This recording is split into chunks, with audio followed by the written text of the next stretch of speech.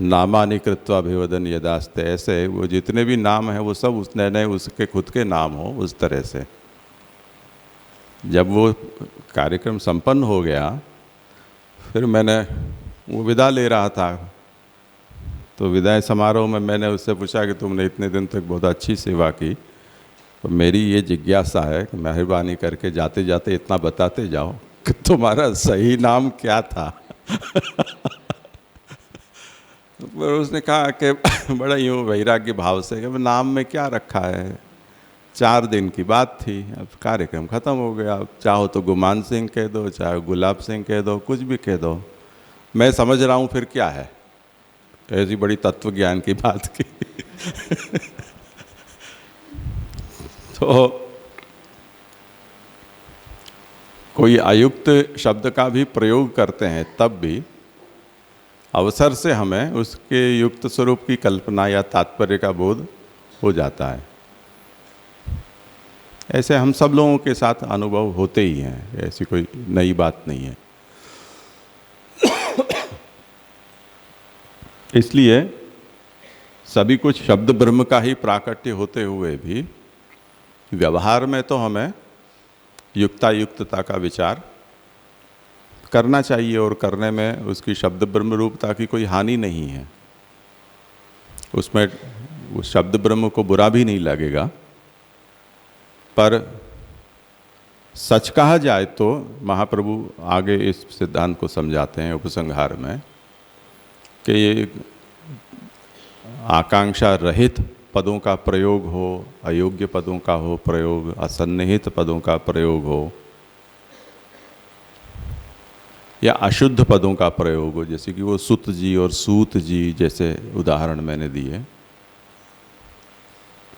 तब भी उसका अर्थ तो वो शब्द ब्रह्म ही है, उसके मूल रूप में कोई हानि नहीं है। और वो भी व्यवहार में सार्थक न माने जाते हों, परंतु परमार्थतः उसमें सार्थकता में भी कोई हानि नहीं है, उसका अर्थ कोई न कोई तरह से निकलता ही है, क्योंकि सभी वर्ण का भी अर्थ भगवान ही है, तो उसका अर्थ क्यों नहीं निकलेगा। इसलिए ऐसे जो असंबद्ध प्रयोग होते हैं उनके उदाहरण आचार्य चरण आगे देते हैं। जैसे वह निना सिंचती, आग से सींचता है। तो अब कोई आदमी बहुत गर्म जल से नहाने का अभ्यास न हो, अब अभी तो वो सिस्टम रही नहीं कि कोई नहलाएगा। पुराने समय में जो जलगरिया हमको नहलाते थे, तब वो एक तो अंधेरा होता था नहाने के स्थान में, आजकल तो एकदम चमचमाते हुए बाथरूम होते हैं, पर पुराने समय में तो हम आँख का कोई उपयोग ही नहीं होता था।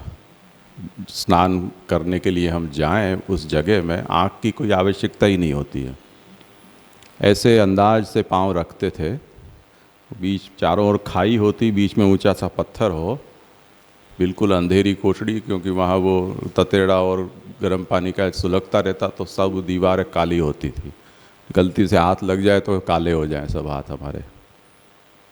ऐसे जगह पर स्नान होता था, और क्योंकि निरंतर पानी वहाँ गिरता रहता था, उसके कारण वो जगह इतनी चिकनी हो जाती थी काई जम के, कि पाँव गिरा और अगर सावधानी नहीं रखी तो जरासंध की तरह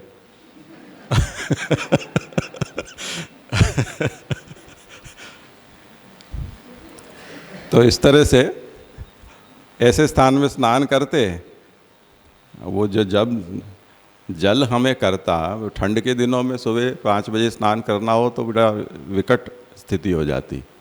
उसमें जब वो जल करते तब ठंड में सही तापमान का अंदाज भी नहीं आता है, तुरंत थोड़ी देर बाद पता चलता है कि ये नहाने योग्य था या नहीं था।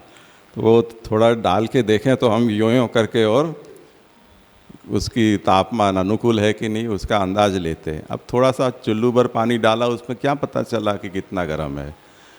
हमने कह दिया कि जल्दी है चलो डालो, दूसरी लाइन लगी हुई है पीछे नहाने वालों की। अब उसने गर्म जल डाल दिया, अब धुआं तो ठंड के दिनों में निकलता ही है। अब ऐसा उबलता पानी अगर माथे पर आ पड़े पूरी गागर इतनी, तब हम यही कहेंगे ना, वह्निना सिंचती, आग से नहला दिया। तो वह्निना सिंचती वो यद्यपि सार्थक प्रयोग नहीं है, पर इस प्रसंग में उबलते हुए पानी मेरे माथे पर पटक दिया, इस अर्थ में वह्निना सिंचती भी ये सार्थक हो जाता है। तो वो क्योंकि सरस्वती है, वो सर्वतोमुखी है, और वही शब्द ब्रह्म वर्णपद वाक्य रूप होने से सभी अर्थ को धारण करते हैं, तो सिंचन भी आग से हो सकता है, ऐसा अर्थ वहाँ प्रकट हो जाता है। तो ये बात यहाँ समझाते हैं कि अर्थद्वारा पदे धर्मा लोकदृष्ट्यैव कल्पिताः तस्माद् वाक्यम सर्वमेव सायता विश्वतो मुखी। इसको जाने दें।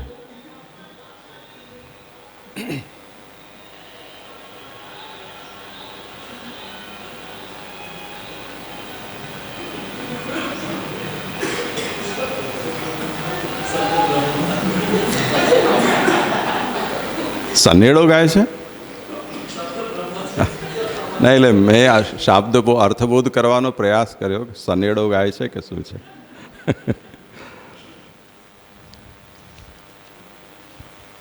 तो कहते हैं लोक दृष्टयैव न तो परमार्थतः। ये जो ऊपर उसकी युक्तता और अयुक्तता आदि का जो विचार है वो केवल लोक दृष्टि से ही है। उसके पारमार्थिक स्वरूप का विचार करने पर सब कुछ युक्त ही युक्त है, कुछ भी अयुक्त नहीं है। अनेन आकांक्षाद्यभावेपि वाक्यत्वम न विरुध्यते इत्युक्तम भवति। इसलिए किसी वाक्य में कभी कोई आकांक्षा आदि जो उसके अवयव हैं वो न हो, तब भी वो वाक्य में विरुद्धता नहीं आती है। दश दाड़ीमानी इत्यपि पदार्थ निरूपकत्वात् वाक्यम प्रमाणम। उसका उदाहरण देते हैं। ये महाभाष्य में कहीं आता है, मुझे अभी अनुसंधान नहीं है और देखने का अवसर भी नहीं मिला। पंकज शास्त्री को पूछ देखना कि ये अर्थवद धातुर प्रत्यय प्रातिपदिक सूत्र के भाष्य में ये दश दाड़ीमानी ऐसा एक प्रयोग है। तो ऐसा वाक्य यद्यपि प्रमाण रूप नहीं होता है, फिर भी उसको प्रमाण रूप किसी तरह से माना जाता है। ये क्या संदर्भ है मुझे अभी ध्यान नहीं है। लगता ऐसा है कि जैसे दाड़म का फल होता है अनार का, अब उसमें हम अनार के दाने और अनार का पूरा फल, तो कोई व्यक्ति ये कहे कि 10 अनार लेकर आओ, वो अनार के 10 दाने लेकर आए तो उसकी पिटाई हो जाए। तो विवक्षा क्या है मंगाने वाले की, वो 10 अनार के दाने की है या कि पूरे के पूरे 10 अनार फल की है जिसमें कई दाने होते हैं एक एक में। तो वो विवक्षा से उसकी सार्थकता हो जाती है। वैसे अगर कोई दाने निकाल के 10 दे जाए तो वो गलत सिद्ध नहीं होगा। अगर कोर्ट में खटला चला इस विषय को लेकर, विवाद लेकर, तो वो व्यक्ति निर्दोष आराम से साबित हो सकता है। इसी तरह वह्निना सिंचति इत्यपि उष्ण जलेन सिंचति इत्यर्थो भवति। ये जो पद हैं वो पद साकांक्ष नहीं है। सिंचन जो है वो जल का होता है, पर अधिक उष्ण जल हो तो आग से सींच दिया, ऐसा अर्थ उसका हो सकता है।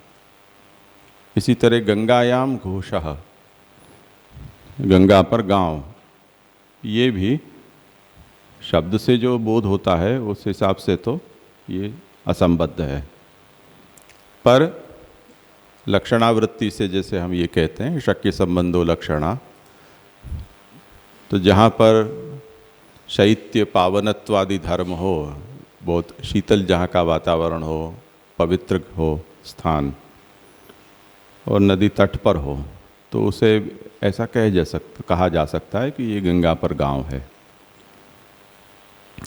आजकल तो जैसे कोई डल लेक में जाकर आए हैं तो शिकारा तो पूरे पानी में ही तैरते हैं, पूरा वो शहर ही बसा हुआ है पानी में, तो बिना लक्षणा के भी गंगायाम घोष ऐसा कहना हो तो आनंद से कह सकते हैं।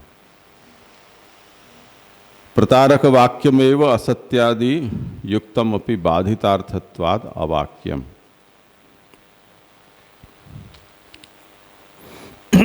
तस्मात् सर्वमेव वाक्यम प्रमाणम यतः सा सरस्वती सर्वतोमुखी। इस प्रकार के जितने भी वाक्य हैं वो सभी वाक्य प्रमाण रूप माने जाते हैं, क्योंकि ये सरस्वती है वो सर्वतोमुखी है, इसलिए किसी तरह से भी उसका अर्थ आप निकाल सकते हो, उस वाक्य को सार्थक बना सकते हो। तो ये जो आकांक्षा हुई थी कि ये सभी कुछ भगवद रूप हैं, शब्द ब्रह्म का ही प्राकट्य है, तब फिर इनमें युक्तता अयुक्तता का विचार कैसे होगा, और जो निराकांक्ष हैं या अयोग्य पदों का प्रयोग है उससे भी बोध कैसे होगा, उसका दोनों तरह से यहाँ समाधान बताया। और परमार्थतः इसमें कहीं कुछ भी बाध नहीं है, लोक दृष्टि से इसमें योग्यता अयोग्यता का विचार किया जा सकता है। ऐसे दोनों तरह से इसका अर्थ समझाया। पढ़ लो इसको।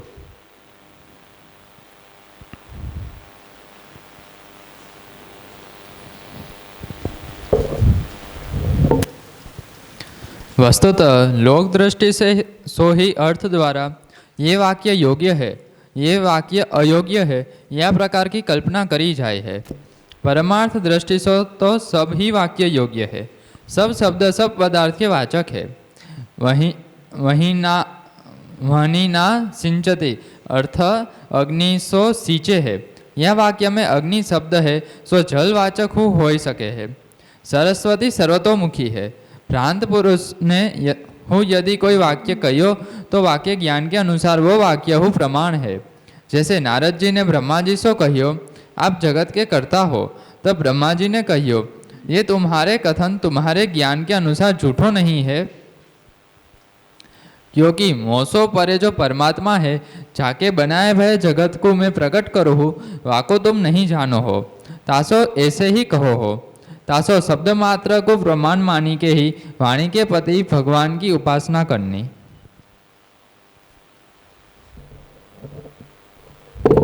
ठीक है, कुछ है विचारणीय?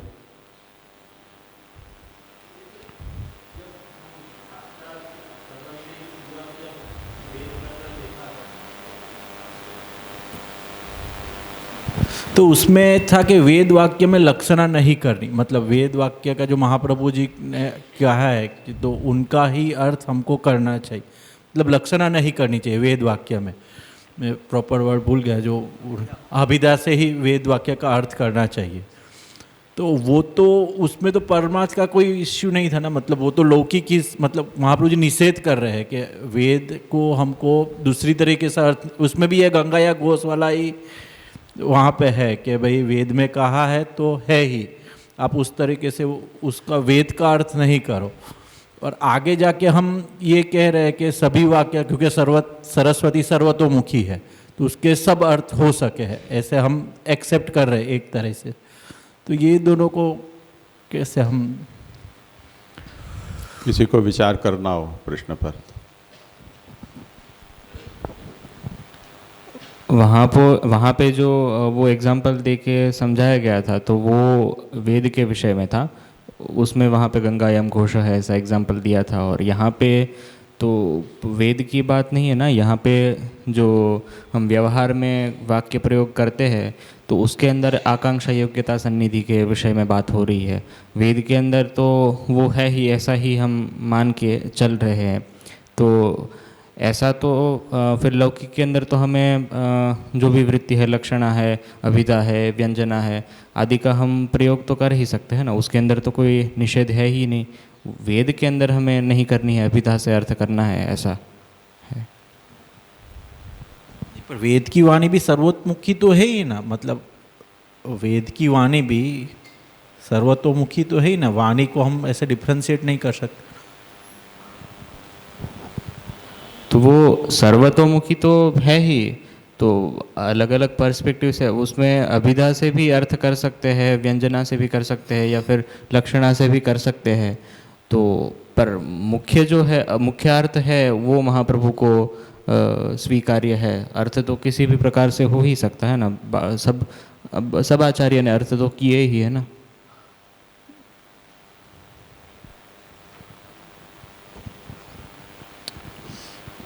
ये थोड़ा जैसे भी ख्याल नहीं है। हाँ, और किसी और को कुछ कहना हो। हाँ जी, वहाँ पे तो वेद को कैसे इंटरप्रिटेशन करना है, वहाँ में शंकर मत के वहाँ पे श्री महाप्रभु जी कह रहे हैं कि लक्षणासु वेद को इंटरप्रेट नहीं करना चाहिए। यहाँ पे आपने जैसे बताई कि अभी नाम सृष्टि शब्द ब्रह्म की चर्चा चल रही है, तो एक लोक दृष्टि है और एक परमार्थ दृष्टि है। तो परमार्थ दृष्टि सु शब्द एवं प्रमाणम, मानी वहाँ में सिर्फ वाक्य शब्द पद सब प्रमाण रह जाएगा। वह हिसाब से यहाँ पे सर्वतोमुखी ऐसे करके सबको प्रमाण कह रहे हैं, ऐसे मैं समझी।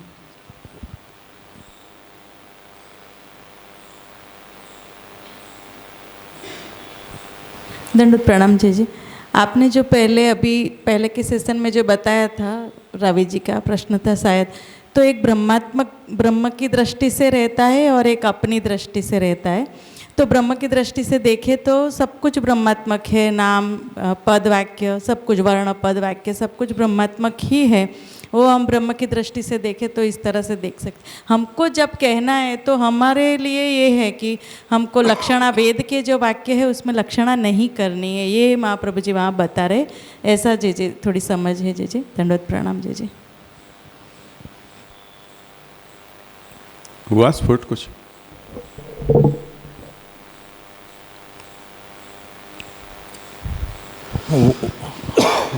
या माइक हो तो रखो ना तैयार, किसी को दो, उपकार दो।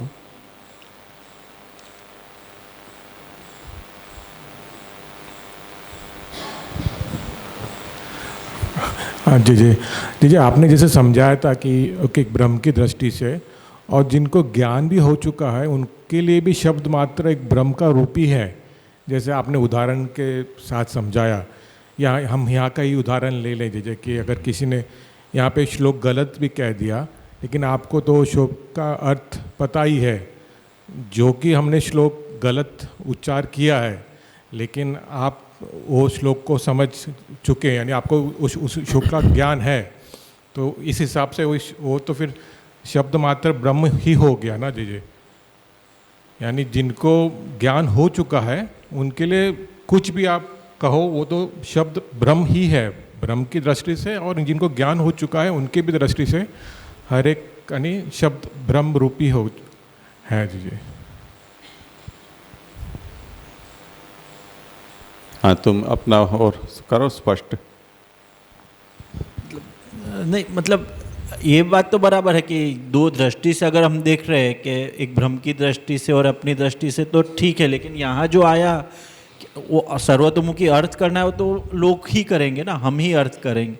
मतलब उसके अगेंस्ट में मत को अभी एक दूसरा एक ही वचन याद आया कि जैसे वल्भाष्टक में कह रहे हैं कि आप वाणी के पति है, तो महाप्रभु जी के सामने वाणी अपना सच्चा अर्थ प्रकट करेगी।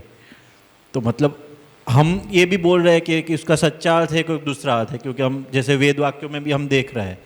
और यहाँ हम ये कह रहे हैं कि सर्वतोमुखी है, वो बहुत सारे अर्थ प्रकट भी कर सकते हैं।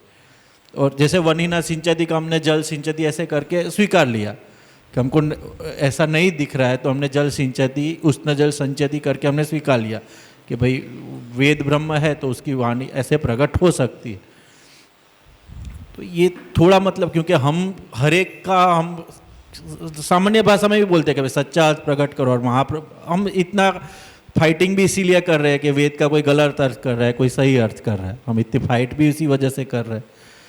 और उसके सामने ये जो आ रहा है तो थोड़ा एक दो बात इसमें ये समझनी चाहिए। एक तो ये है कि ये जो अभिधा, लक्षणा, गौणी इत्यादि जो वृत्तियाँ जिनसे हम अर्थ को करते हैं या समझते हैं, इसका ऐसा पुष्टि मार्ग के साथ कोई लेना देना नहीं है। ये तो जो बोली जाती भाषा है वो कैसे लोग बोलते हैं और कैसे समझते हैं, उसकी जो मैकेनिज़्म है वो है। बोलने वाला शुद्ध शुद्ध डिक्शनरी में जो शब्द का जो अर्थ है, व्याकरण शुद्ध जो प्रयोग है, वो सब करते हुए बोल रहा है। पर जैसे कि होता है कि परस्पर किसी के मन में द्वेष भाव है तो वो सीधे सरल शब्दों का भी उल्टा अर्थ करके और विवाद करना चाहे तो कर ही सकता है। इसी तरह उल्टे पुल्टे शब्द बोलते हैं फिर भी उनके प्रति स्नेह सहानुभूति है, तो उसका ऐसा बोला है वो उसका तात्पर्य नहीं था, आप उसको गलत समझ रहे हो, यूँ करके हम उसको भी संभाल लेते हैं। तो अब ये जो होता है वो कैसे होता है, उसकी जो भाषा की मैकेनिज़्म है वो परंपरा से भाषाविदों ने समझाई है कि कभी हम गौणी वृत्ति से, कभी हम तात्पर्य वृत्ति से, कभी लक्षणा वृत्ति से, कभी अभिधा वृत्ति से हम इसको समझते हैं। अब जब शास्त्र की व्याख्या करने के लिए हम बैठते हैं तब भी हमारे सामने ये प्रश्न आते हैं। वो इसलिए आते हैं कि शास्त्र में जो बहुत ही स्पष्ट शब्दों में जो बातें कही गई, जैसे महाप्रभु ने वेदा श्री कृष्ण वाक्यानि व्यास सूत्राणि चैव समाधि भाषा व्यास से प्रमाणम तचतुष्टयम, इसमें ये जो चतुष्टय में जो क्रम बताया है वो क्रम की क्या उपयोगिता है और श्रीमद् भागवत की सर्वसंदेहवारकता कैसे है उसका उदाहरण दिया है। और वो उदाहरण रोचक है जिससे हमें महाप्रभु की ये जो स्कीम है वो तुरंत समझ में आ जाए। जैसे श्वेताश्वतर उपनिषद कहता है अपाणी पादो जवनो ग्रहीता। ब्रह्म कैसा है कि जिसको हाथ पांव आदि कोई इंद्रियां नहीं है।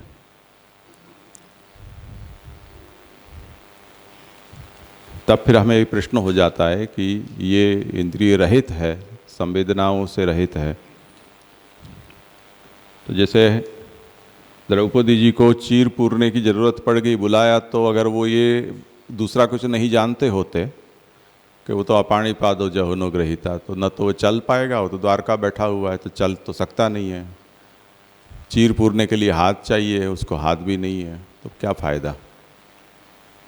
तो दुशासन को जो करना हो सो करे, हम भगवान तो हमारे कोई काम के नहीं है, अपाणी पादो जवनो ग्रहीता ऐसे हैं। तब फिर ये प्रश्न हुआ कि तत्र किम प्राकृत पाणपादे रहितम ब्रह्म आहोस्वित सामान्य निषेध। श्रुति का तात्पर्य क्या है कि उसके बिल्कुल हाथ पांव है ही नहीं, इंद्रिय रहित है या इंद्रियों की सामर्थ्य रहित है, ये उसका मतलब है, या मेरे और आपके जैसे हाथ पांव होते हैं वैसे उसके नहीं हैं, ये वो समझाना चाहते हैं। तो ये संदेह हुआ है। तो भगवान ने गीता में ये वेद में उठा संदेह उसका निराकरण कर दिया। क्या किया कि सर्वतः पाणिपादांतम सर्वतोक्षि शिरोमुखम सर्वमावृत्य तिष्ठति, यानी उसके हमारे जैसे परिच्छिन्न हाथ पांव आदि नहीं है, अपरिच्छिन्न है, तो चारों ओर उसके हाथ पांव आदि हैं। अब गीता में ये कहा कि वो नित्य सर्वगत स्थाणु हूँ, कि ये जो जीव है वो नित्य है, सर्वगत है, स्थाणु है, अचलोयम सनातना। वहाँ सूत्र आया अंशो नाना व्यपदेशात। अब वो नित्य है, सर्वगत है, यानी व्यापक हो गया।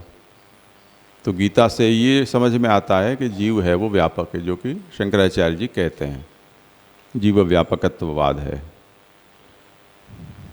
तो सूत्र ने जिस तरह से कहा उसी तरह ममई वांशो जीव लोके जीवभूत सनातन, इससे उसका संदेह का निराकरण किया।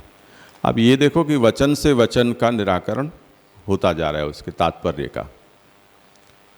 पर अगर कोई व्यक्ति अड़ जाए कि वो तो श्वेताश्वतर में कहा था और ये तो गीता में कहा है। श्वेताश्वतर तो यही कह रहा है कि अपाणिपादो जवनो गृहीता। श्वेताश्वतर में ही इसका उत्तर हो कि ये जो वचन है वो पूर्व पक्ष का है और उत्तर पक्ष का ये है कि सर्वतः पाणिपादंतम, तब तो हम माने। श्वेताश्वतर में तो कोई ऋषि ने ये कहा है और यहाँ तो श्री कृष्ण ने अर्जुन को कहा है, तो ये तो पुस्तक भिन्न हो गई, प्रकरण भिन्न हो गया, अवसर बदल गया, तो इससे उसका समाधान हम कैसे मान सकते हैं। तब फिर हमें कोई और युक्ति उसमें आजमानी पड़ेगी। तो ऐसे अवसर वेद आदि शास्त्रों के अर्थ करते समय भी आ सकते हैं कि जहाँ पर हमें शब्द के या वाक्य के अर्थ करने की जो वृत्तियाँ हैं उनका हमें उपयोग करना पड़े, जिससे कि उसके अर्थ को हम अच्छी तरह से समझ सकें। तो ये बात सही है कि नीति ये है कि जहाँ तक संभव हो हमें अभिधा वृत्ति से ही उसका अर्थ समझने का प्रयास करना चाहिए। पर कभी ऐसा अवसर आ जाए कि जब हमारे सभी रास्ते बंद हो जाएं, उस स्थिति में लक्षणावृत्ति नहीं की जा सकती है या लक्षणावृत्ति से अर्थ नहीं किया जा सकता है, ऐसा कोई दुराग्रह भी नहीं है। क्योंकि हम जिस तरह से भाषा को समझते हैं उसमें कोई व्यक्ति न जानता हो कि लक्षणा भी एक प्रकार की वृत्ति है, तब भी वो समझ तो उसको उसी प्रकार से होती है। जैसे गंगायाम घोषा कोई सुनेगा तो वो यही तो सुनेगा, समझेगा उसका मतलब कि गंगा तट पर कोई गांव है। या जैसे हम ये कहते हैं कोई यात्रा कर रहा है, उसको हमने फ़ोन लगाया, पूछा कि कैसे हो, कहाँ हो, तो कि बस बड़ौदा आने वाला है, वो ये बोलेगा।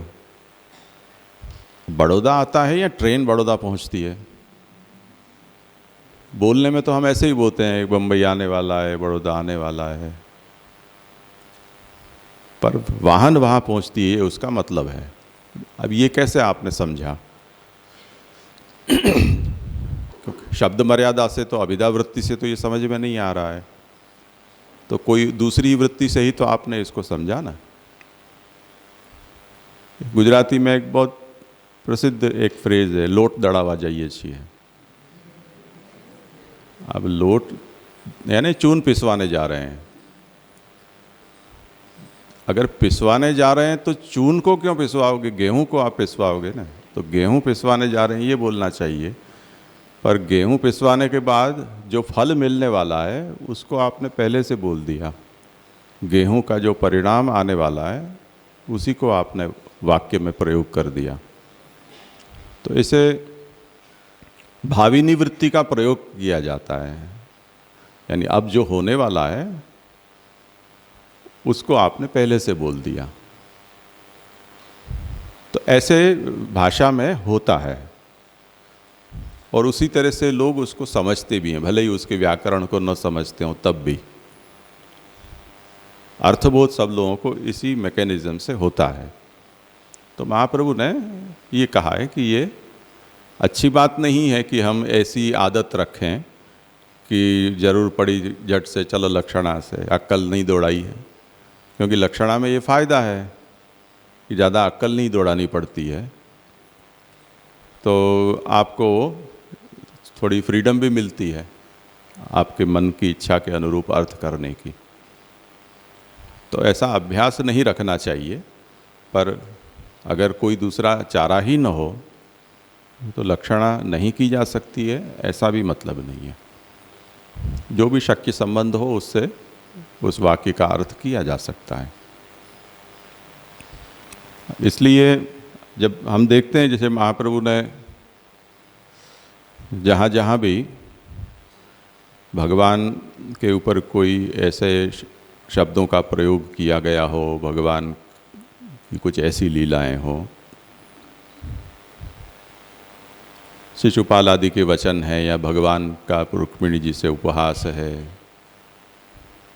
शाल्व के साथ जो युद्ध का प्रसंग है उनमें, इन सब में महाप्रभु ने एक तो उसका अभिधार्थ और उसका लक्ष्यार्थ या तात्पर्यार्थ, उस तरह से उसको समझाया ही है, क्योंकि जो मुख्य अर्थ है उसका बाद नहीं होना चाहिए, ये तो है ही।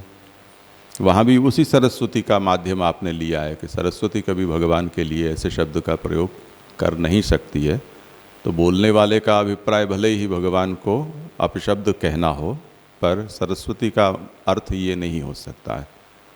तो अब वो अर्थ आपने कहाँ से निकाला? सब तो शब्द मर्यादा से वहाँ नहीं निकलते हैं अर्थ, तो और वृत्तियों का आश्रय लेकर ही तो करना पड़ता है ना। तो किया जा सकता है ऐसे अवसरों पर।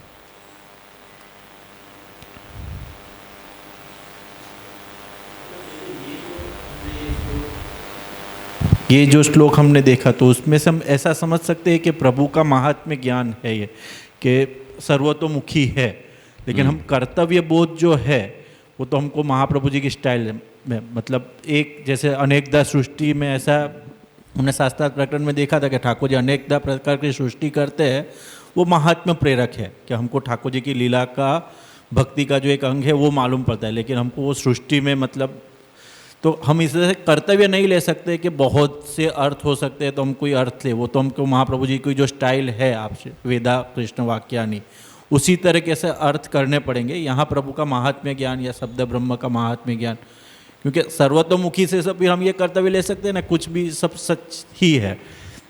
सर्वतोमुखी से दो बात बताई जाती हैं। एक तो ये है कि सभी वर्णपद वाक्य हैं वो शब्द ब्रह्म का ही प्रकाशन होने से और कोई उसका अर्थ हम समझ सकें ऐसा होता हो या न होता हो, व्याकरण आदि की दृष्टि से या लोक व्यवहार की दृष्टि से वो वाक्य संबद्ध हो चाहे असंबद्ध, पर तत्व विचार से वो शब्द ब्रह्म है, तो भगवान तो उसका अर्थ है और है ही। ये एक सामान्य बात हुई।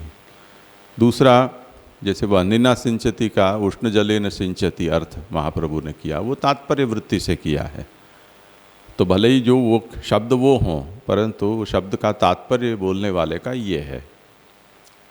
तो अब वो तो आपको कौन सा शब्द प्रयोग कब हो रहा है उसके ऊपर ये निर्भर करेगा कि अब वहाँ से वो सरस्वती के अर्थ निकाल रही है। वो तो प्रयोग आप करें तब फिर उसका अर्थ हो बता सकते हैं। जो भी व्यक्ति होगा वो बताएगा उसका अर्थ क्या तात्पर्य है, पर वो निरर्थक सिद्ध नहीं होगा, उसको भी सार्थक सिद्ध कर सकते हैं। ये बात है।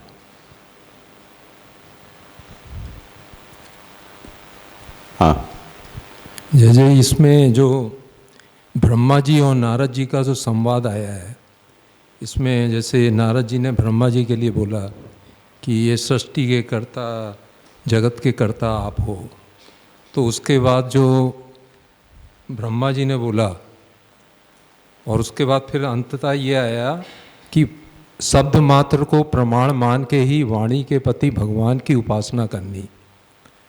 अब इसके संदर्भ में आज जो अपने महाप्रभु जी की तनु वित्तजा या तनुजा वित्तजा का जो चल रहा है, वो क्या इसके अंदर आ सकता है, जो ये सरस्वती सर्वतोमुखी के अंदर? नहीं, वो विषय तो अब आगे आने वाला है 174 में श्लोक में जी। शब्द ब्रह्म की उपासना का क्या स्वरूप है वो अब आगे बता रहे हैं। तनुवित्त जैसे उसको कोई संबंध नहीं है। नहीं, उसका संदर्भ ये है कि जैसे कोई जीव ऐसा सोच रहा है कि इसका मतलब तो ये है, लेकिन हमको मालूम है, तो उसमें जो जैसे यहाँ पर ये संशय हुआ कि आप जगत के कर्ता हैं, लेकिन हैं तो आप जगत के कर्ता, तो जो ब्रह्मा जी ने बताया, तो उसी तरीके से जो आज अपने यहाँ चल रहा है अपने संप्रदाय के अंदर, तनुवित्तजा जो महाप्रभु जी की वाणी है उसका जो इस तरह से हो रहा है, तो क्या इसके अंतर्गत वो क्लास प्लेसमेंट हो सकता है कि नहीं, ये प्रश्न है मूल। अभी मैं पूरी तरह से समझ नहीं पाया आपका प्रश्न, पर किसी की समझ में आया हो और समाधान सोच करना हो तो।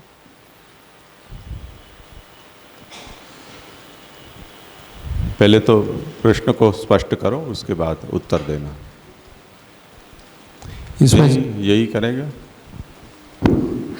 मुझे ऐसा समझ में आया कि उनका प्रश्न ऐसा है कि जैसे यहाँ पे सरस्वती सर्वतोमुखी ऐसा बोला, तो जो तनुवित्तजा का जो विषय है तो वहाँ पे कोई तनुजा और वित्तजा ऐसे दो अलग करके अर्थ करते हैं, और एक अर्थ ऐसा है कि तनुजा और वित्तजा दोनों साथ में ही हैं, दोनों का समास साथ में ही है। तो वहाँ पे फिर क्या वो सर्वतोमुखता से अर्थ किया जा सकता है कि नहीं, ऐसा ही? अब इसके अंदर अगर वो वहाँ पे हम समास की दृष्टि से देखें तो वो तो वहाँ पे निष्पन्न होता ही नहीं है अर्थ। और दूसरी बात कि अगर ऐसे ठोक के बिठाया जाए वो अर्थ, तो भी आगे यहाँ पे जो हमने महाप्रभु ने बताया कि उसका वास्तव में लास्ट में अर्थ तो ब्रह्म ही होता है, परंतु व्यवहार के अंदर वो जिस प्रकार से उसका प्रयोग होना चाहिए वैसे ही जैसे पूर्वजों ने पुरातनों ने किया है उसी प्रकार का अर्थ हमें ग्राह्य होना चाहिए। तो अब वहाँ पे तनुवित्तजा है तो उसके अंदर पुरातन यानी महाप्रभु से लेकर जो पूर्वाचार्य जब जो सब थे तो उनके द्वारा जो आचार का हम दर्शन करें तो जो अभी आधुनिक अर्थ करते हैं वैसा तो हमें प्राप्त होता ही नहीं है। तो इस प्रकार से भी हो सकता है। और दूसरा कि ऐसे अयथार्थ अर्थ करने से भी वो उसका प्रामाण्य तो रहता ही नहीं है। ऐसा उसके खाली एडिशन में, मतलब जैसे बात की कि सरस्वती सब अर्थ को प्रकट करती है, तो अगर कोई तनुजा और विद्या भी करते हैं तो गोसाई जी टीका में कह ही रहे कि अगर आप अलग करो तो उसका फल यही होगा, राजस ही मिलेगा। तो मतलब सरस्वती तो अपने सब अर्थ प्रकट ही कर रहे हैं, मतलब वहाँ पूर्वाचार्यों ने तो उसके अर्थ तो सरस्वती ने प्रकट किए ही है और उसके फल भी बता ही दिए हैं कि क्या अगर तनुजा और विद्या अलग की तो उसका फल क्या होगा। तो सरस्वती ने तो अपने अर्थ वहाँ प्रकट कर ही लिए, ऐसा अगर समझ, निरर्थक तो नहीं है। और एडिशनली इसके अंदर कि जहाँ तक वो शब्दों की ब्रह्मात्मकता की बात है तो तनुजा का त है वो भी ब्रह्म का वाच्य है, नकार भी ब्रह्म का ही वाच्य है, उकार भी ब्रह्म का ही वाच्य है। तो वो ब्रह्म का वाच्यत्व में, ब्रह्म के वाच्यत्व में तो कोई हानि है ही नहीं, पर उससे जो अर्थ निकल रहा है वो अयथार्थ है।